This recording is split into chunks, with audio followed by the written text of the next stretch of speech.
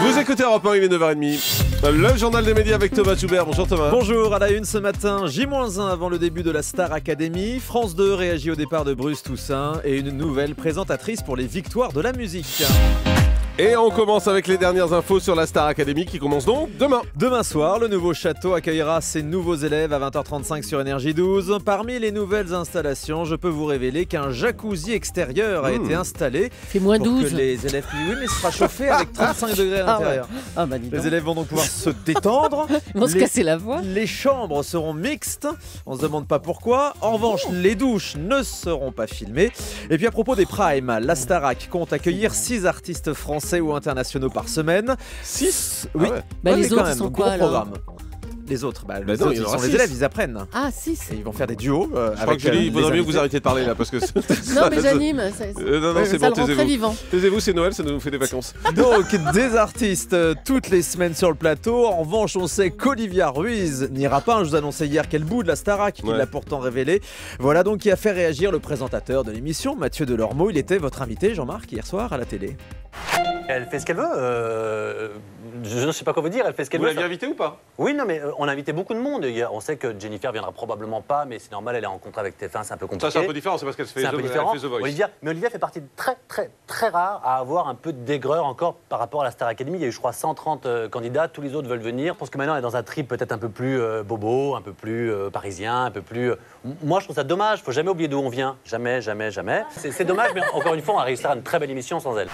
Voilà, ça, c'est fait. Un petit commentaire, Julie, ou ça ira? Ça ira. D'accord, continuez à regarder les SMS avec Noël qui arrive. France 2 France 2 réagit au départ de Bruce Toussaint. Bruce qui nous disait hier que la SMS. chaîne s'était mal comportée avec lui et qu'il quittait donc France 2 après l'arrêt de son émission. Vous trouvez ça normal? Le directeur de France 2, Jean Réveillon, s'en explique au micro d'Europe 1.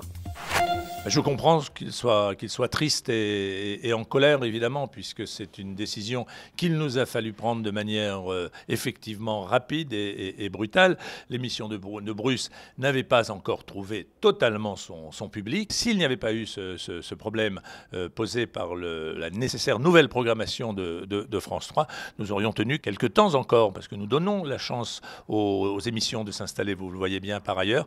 Je regrette vraiment cet état de fait, mais il était absolument nécessaire. Pour l'instant, nous n'avons pas de projet, de proposition à lui faire, mais ça peut revenir, vous savez.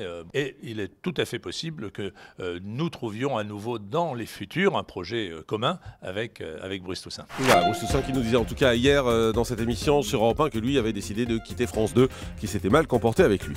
Toujours sur France 2, Virginie Guillaume revient en force sur la chaîne. L'ex-animatrice de Nouvelle Star était un peu sous-exploitée, c'est le moins qu'on puisse dire. Eh bien, elle vient de se voir confier la présentation du bêtisier de Noël de France 2 le 28 décembre en prime time.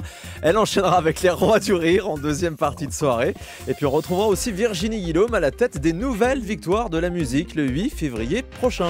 Amel Bent sera en même temps sur TF1 et sur France 2 le 22 décembre C'est prochain. la joie des émissions enregistrées. La chanteuse a participé à Fort Boyard, spécial Noël qui sera diffusé sur France 2 et en même temps on la verra dans la finale des finales de Danse avec les stars, programmée le même soir sur TF1 le samedi 22. Dans cette spéciale, je vous rappelle que les meilleurs candidats de cette année affrontent d'anciens participants. L'émission a été enregistrée lundi soir avec Laurie, Emmanuel Moire et Tay Chris face à Philippe Candeloro, Baptiste Diabiconi, Francis Lalanne et M. Pokora, mais je vous dirai pas qui a gagné. Ah si, dites-le. Bah non, Bah non. ça si. va gâcher le plaisir Non, des gens. mais je rigole. Mais c'est de l'humour. Toujours Oh là pour là. Noël, Jean-Luc Reichmann, regardez les SMS Julie. Toujours pour Noël, Jean-Luc Reichmann présentera le réveillon du 24 décembre sur TF1. Cette année encore, l'animateur proposera une spéciale de son jeu, les 12 coups de midi, rebaptisée en 12 coups de Noël. Julie, c'est pour vous et les SMS. Oui, ça Ce va. sera donc le 24 décembre à 20h50. Il recevra des personnalités qui joueront au profit des Restos du Cœur, avec aussi des séquences de bêtisier.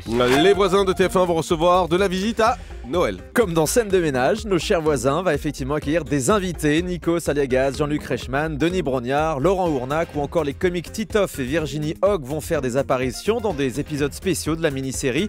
Je peux vous annoncer que Denis Brognard incarnera par exemple un facteur qui vient vendre des calendriers de Noël.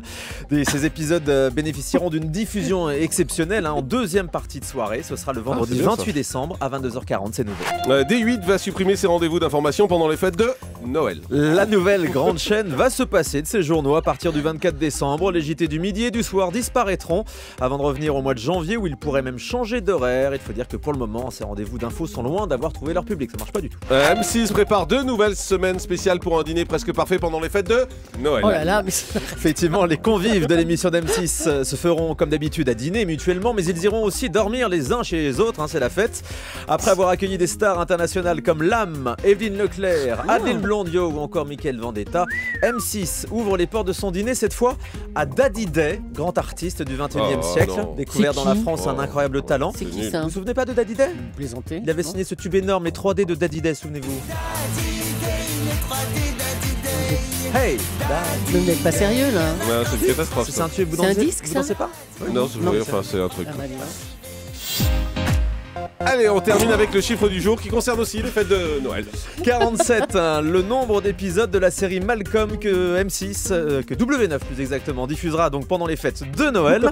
La semaine dernière, vous vous souvenez, on avait compté les épisodes des Simpsons. Ouais. Et bien donc, on a trouvé mieux. Hein. Pendant les fêtes, Malcolm sera diffusé à l'heure du déjeuner, puis en fin d'après-midi pendant plus de 3 heures, jusqu'à 7 épisodes à la suite. À L2, Malcolm et les Simpsons représentent 46% de la grille des programmes de W9 entre midi et minuit. Merci beaucoup.